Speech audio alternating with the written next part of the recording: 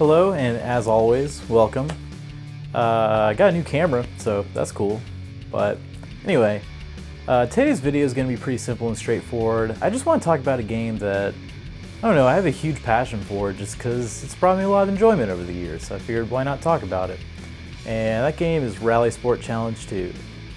So yes, this is Rally Sport Challenge 2. Published by Microsoft Game Studios as an Xbox exclusive as part of their XSN Sports series in late 2003. It was developed by Digital Illusion CE, now more commonly known as DICE, and cemented as a household name for their Battlefield series. This is usually the segment where I explain how the game works, but there's really not much to explain with Rally Sport. It's exactly what it is, what it sounds like. It's a rally racing game. You have the usual modes: standard rally race, which is a point-to-point race for the fastest time; Rallycross, which is a high-speed race on a closed circuit; Crossover, where you and an opponent compete on parallel sides of a track; Hill Climb, where you race up or down the side of a mountain; and my personal favorite, Ice Racing, where you're head-to-head with a few opponents on slick ice and snow.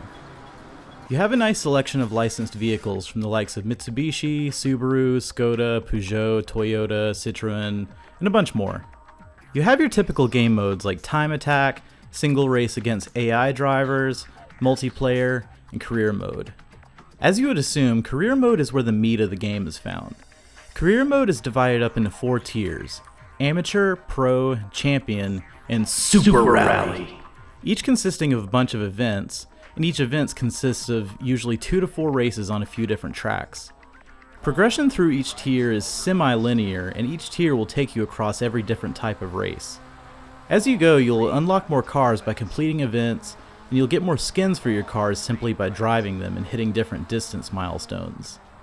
Different race types have their own classes of cars, although in single race and multiplayer, you're actually not restricted. Do you want to do an ice race in a rear-wheel drive Volvo 240? It's probably not a great idea, but go for it. While there are some race types I prefer over others, and in any racing game, being forced to do a race mode you're not crazy about in order to progress can be a drag, in Rally Sport Challenge 2 it never feels like a grind. Every mode has its place, and they're all just fun. The driving itself feels excellent. The controls are some of my favorite in a racing game. It's hard to explain, but you really just feel the track through your controller. Obviously the controller vibration does a lot to this end, but just the response and feedback you get from your car, it just feels right. It's not overly heavy and simulation-like, but it's not over-the-top arcade action either. It sits nicely in the middle of the two extremes. At the time this came out, it was competing with the Colin McRae Rally series. A great series, but before it evolved into the over-the-top Monster Energy chugging dirt series, it could be a little too simulation-y for its own good. I have Colin McRae Rally 2005 here in my collection, and it's awesome, but man, you really need to know a decent amount about rallying and listening to a co-driver with a thick English accent to get anywhere. Rally Sport feels more accessible, but not completely dumbed down either. If you try and do something ignorant, you're going to crash into a wall. Overall, every gameplay element in Rally Sport Challenge 2 is right where it needs to be, and all the moving parts just feel perfectly in sync.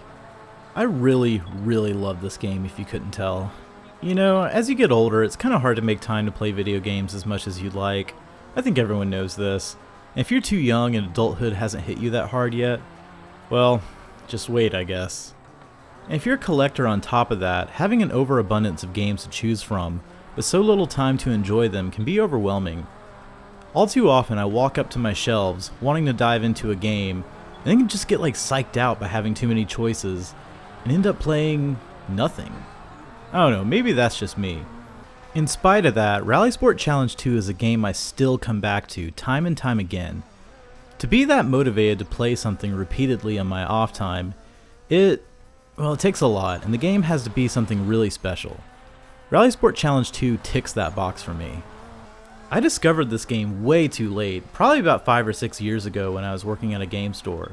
It was super cheap, and we always had multiple copies of it, and they never seemed to sell that much. I checked it out purely on a whim. And then I ended up binge playing it for a month straight. Ah, good times.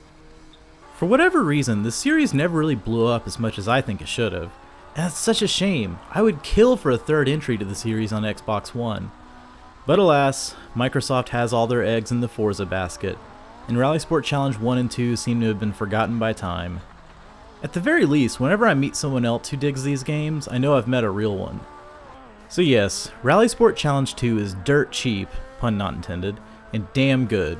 If you like racing games, I think you owe it to yourself to check it out. I absolutely cannot overstate how worth your time the game is. But that's just my hot take. What's yours? Do you hope one day it'll get rebooted because I guess everything that ever existed is getting a reboot nowadays? Comment with your thoughts below and share any stories you have with this game. If you enjoyed this video, I make these things ideally on a weekly basis, although lately with my day job it's been more as often as I can, but feel free to subscribe and follow me on Twitter. And as always, thank you very much for watching. Oh, and an addendum. Not long after I got this game, there was a viral story making the rounds on social media and blogging sites, which I'll link below, about a kid who used to play the first game with his dad until the dad passed away when the kid was 6. The kid didn't touch the game and the system for 10 years, but when he finally did, he discovered the ghost opponents the game records when you set a track record. His dad's ghost opponent. He opted not to beat his dad's lap record and let his digital ghost driver continue to roll around. Weirdly beautiful.